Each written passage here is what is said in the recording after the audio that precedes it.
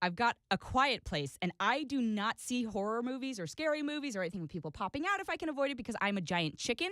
And I think as of next week, it will be 3 years. We're going to the third year of the Mohawk movie review. And I think maybe once or twice I've reviewed a film that like falls into that category at all. But I'd heard so many good things about A Quiet Place that I was like, I have to go see this movie. Like, I just have to put myself through it.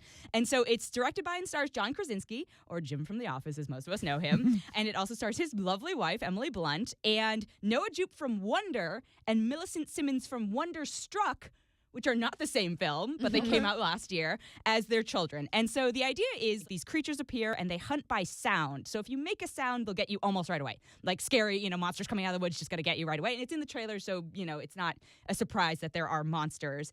And first off, do not be the person who goes to this movie with loud snacks.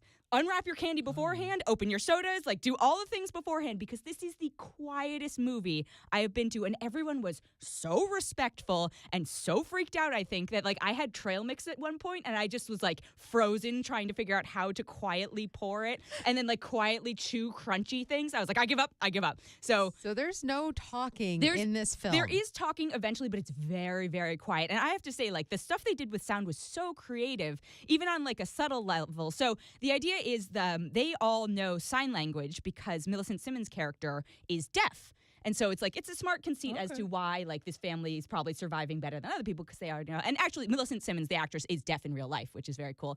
And I think she's a really great actress, actually. In Wonderstruck, that's about her being deaf. And I'd love to see her in a role that's not just about her being deaf, or that's not the key part, because I think she's a really great actress. But she and Emily Blunt are the best parts of this film. This is a very strong women in these roles film. Yeah, so again, unwrap your candy beforehand, because you are not going to be the one person who everyone turns to and is like, what are you doing right now? So it's a pretty straightforward plot. It doesn't really reinvent the wheel. I feel it's a monsters are there, avoid them, survive, don't get murdered. Pretty straightforward. There are lots of stressful situations within it that I thought were creative that I won't spoil. I spent the whole movie just sinking lower and lower and lower into my chair. And none of you can see me miming this, but I'm slowly getting lower towards the microphone.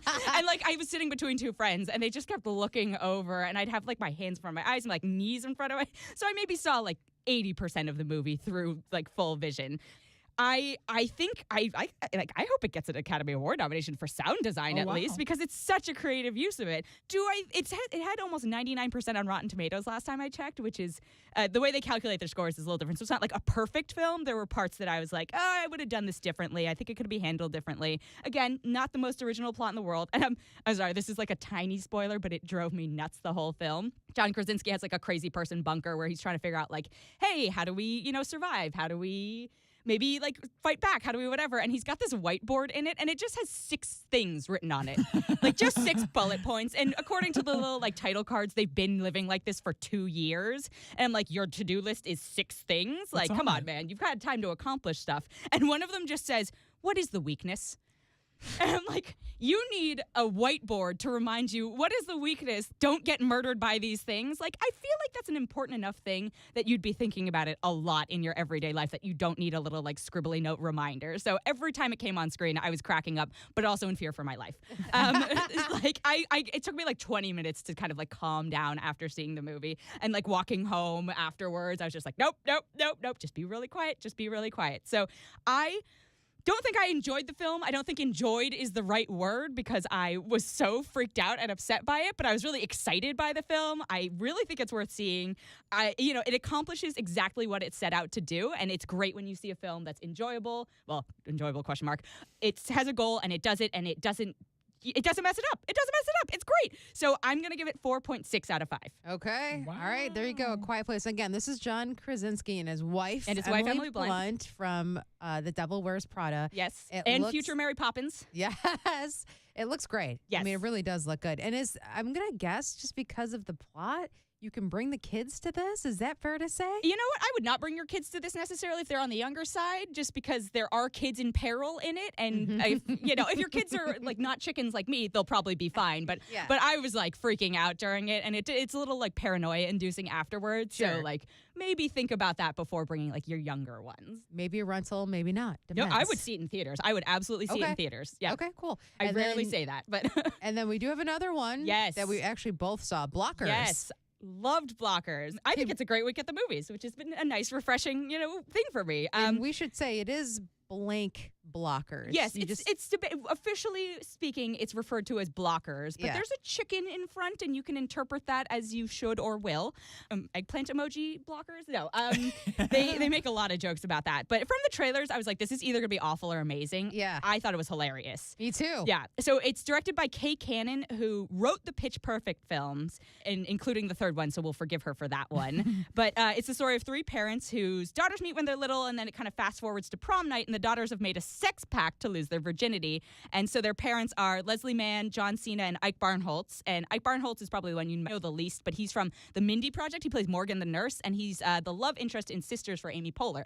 So he's very, very funny. Oh, yeah. And he honestly was my favorite part of the movie. He's the funniest parent in the movie, in my opinion. I thought John Cena, but I love John Cena. So I thought, oh my God, I love John Cena. I think he's such a weirdly good comedic actor. He is. Not on purpose necessarily, but in this on purpose, but like he's great in Trainwreck. Yes. Like just John Cena is willing to play against type, and it's great. But yeah, so they have a really great chemistry together. This movie is gross. It is funny.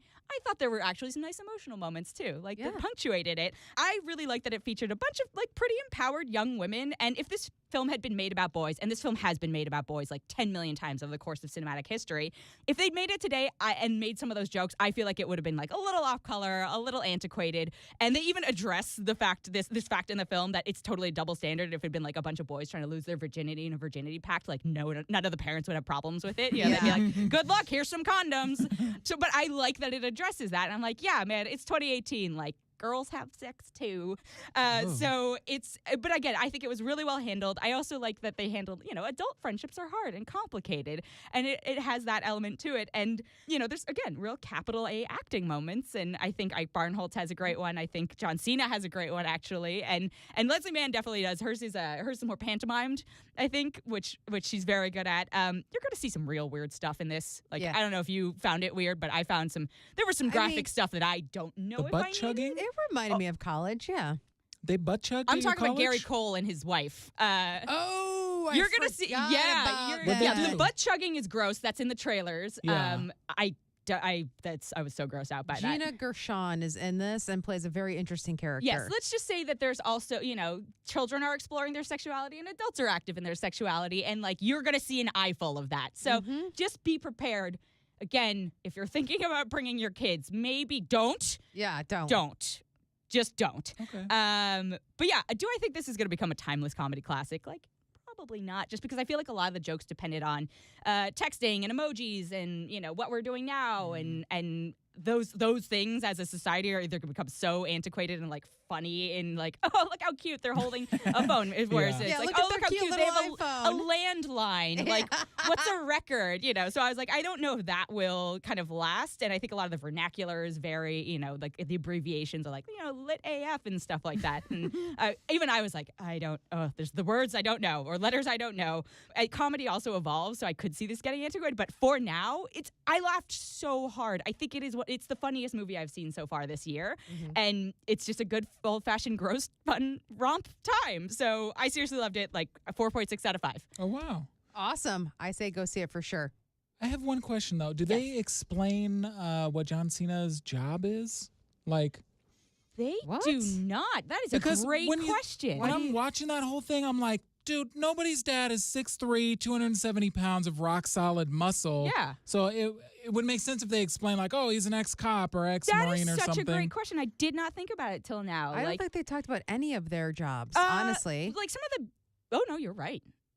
But I'm just curious. None of the parents have jobs. Yeah, some of the spouses or ex-spouses or et cetera, have jobs, but no, you were very right that they do not explain it, which I kind of liked. I just look, here's parents. They jump right into the whole, it's prom night. Yeah. It's almost like the movie feels like it's almost like a 24-hour film. Oh, less. It's 12 hours, if that. So they don't go into their other lives at they all. They do very briefly in the beginning. They kind of introduce it. When the girls are really young, it's why are these people meeting? That's about it. But then it just kind of jumps into it. But no, that's a very good point. But there's a lot of comedy based on the fact that John Cena's a big guy. Right.